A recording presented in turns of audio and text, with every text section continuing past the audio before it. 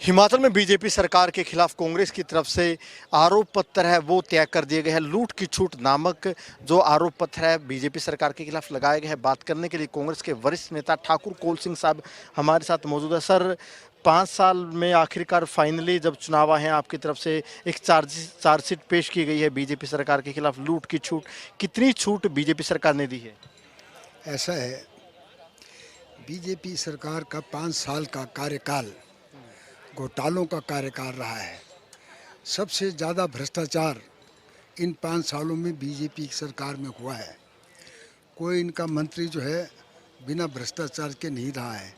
और कांग्रेस ने जो चार्जशीट बनाई है ये वेल डॉक्यूमेंटेड चार्जशीट है, डॉक्यूमेंट साथ लगाए हैं और बाधा सिर्फ चार्जशीट के लिए ही है। इसमें जो घोटाले हुए हैं उनका एक एक का वर्णन दिया गया है, उसके पीछे हमारे पास डॉक्यूमेंट भी है। तो जब कांग्रेस पार्टी सत्ता में आएगी तो इन घोटालों की निश्चित तौर पे जांच करेगी और जो दोषी पाया उनको जो है सज़ा देगी। आप देखिए, यहाँ शराब घोटाला हुआ है। शराब की वजह से यहाँ 7 आदमी मंडी जिला में ही मर गए हैं। उस पर कोई ज़्यादा कार्रवाई इन्होंने नहीं की है। और जो शराब की फैक्ट्रियाँ, नजायज़ फैक्ट्रियाँ थी, वो भी इनके क्षेत्रों में उनके लोगों द्वारा ही चलाई जा रही थी। इस तरह से आज खनिज घोटाला, टेंडर घोटाले के भी आरोप टेंडर घोटाला, आईपीएच में तो टेंडर घोटाला थोक में हुआ है। जिसको मंत्री कहता था उनको ही टेंडर दिए गए। घोटाले हुए, इतनी वित्तीय अनियमितता हुई है अगर, तो आप लोगों ने पहले शुरुआत में ही क्यों चार्जशीट पेश नहीं की? चुनाव के समय में क्यों चार्जशीट पेश की है? ऐसा है, टाइमिंग पर सवाल खड़े हो रहे हैं। टाइमिंग का सवाल के लिए, टाइमिंग इसलिए है, चार्जशीट बनाने में टाइम लगता है, डॉक्यूमेंट इकट्ठे करने में टाइम लगता है। तो इसलिए ये चार्जशीट हमने बहुत सोच समझ के बनाई है। पूरे इसके कागजात हमने लिए हैं।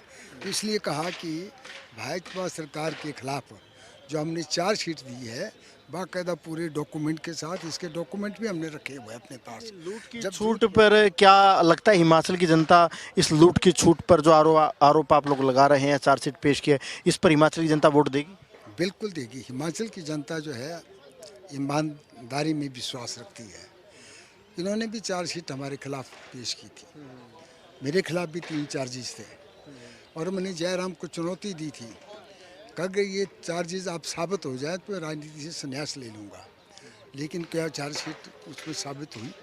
इनकी चार्जशीट सारी झूठ का पुलिंदा था और हमारी चार्जशीट जो है ये सच का पुलिंदा है। लेकिन बीजेपी कह रही है कि भ्रष्टाचार तो कांग्रेस ने किया था।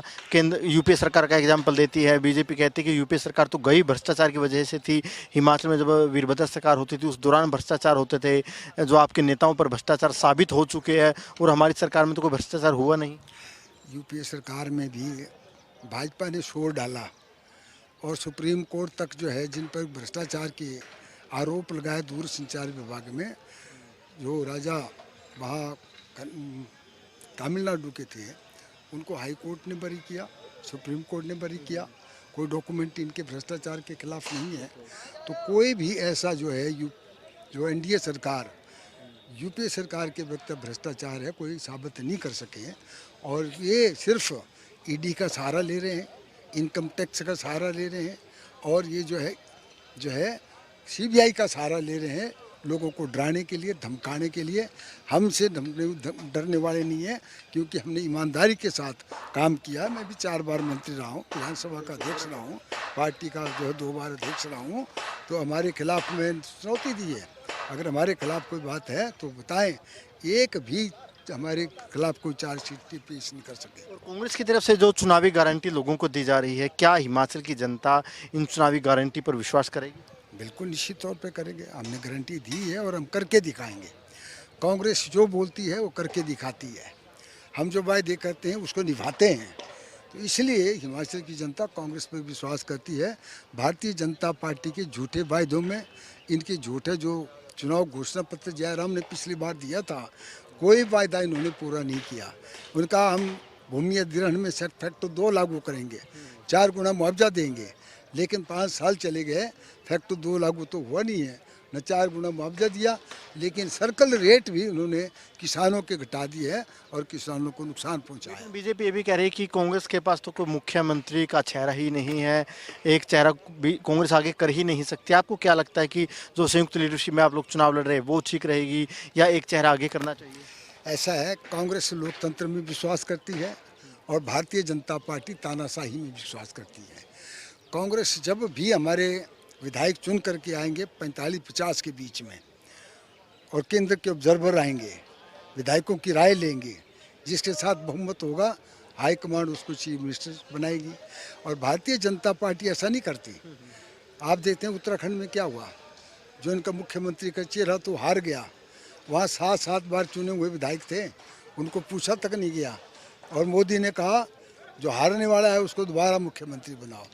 वहाँ गुजरात में क्या हुआ, मोदी के अपने देश में रूपानी के खिलाफ कोई असंतुष्ट नहीं था, सब ठीक काम चल रहा था, लेकिन मोदी ने कहा आदेश दिया कि इस्तीफा दो, और उसने इस्तीफा दिया। सब मंत्री गए, जब जो नया बने एक भी पुराना मंत्री नहीं लेते है, नहीं तानाशाही और क्या है ये। कल प्रियंका गांधी आ रही हैं, प्रियंका गांधी के आने के बाद से कितना जो कांग्रेस का ग्राफ है वो उठेगा? इसके अलावा कांग्रेस के और बड़े कौन कौन से लीडर हिमाचल में चुनाव प्रचार करेंगे? क्या राहुल गांधी, सोनिया गांधी भी आएंगे? कांग्रेस पार्टी में श्रीमती प्रियंका गांधी का अच्छा प्रभाव है, अच्छी प्रवक्ता है, अच्छी वक्ता है और फैक्ट्स एंड फिगर के साथ बोलती है। और उनका निश्चित तौर पे, मैं सोलन गया था, सोलन में उनका भाषण सुना, मुझे भी भाषण देने का मौका मिला, बहुत ज़्यादा गैदरिंग थी, लेकिन लोगों के दिल में वो छाप छोड़ गई है। और देखना आपने, भारतीय जनता पार्टी का हिमाचल से सुपड़ा साफ होगा, इनकी बड़ी से बड़ी 15 और 20 सीटें आएगी। कांग्रेस पार्टी जो है 45 से 50 सीटें टच करेगी, मुझे पूरा विश्वास है।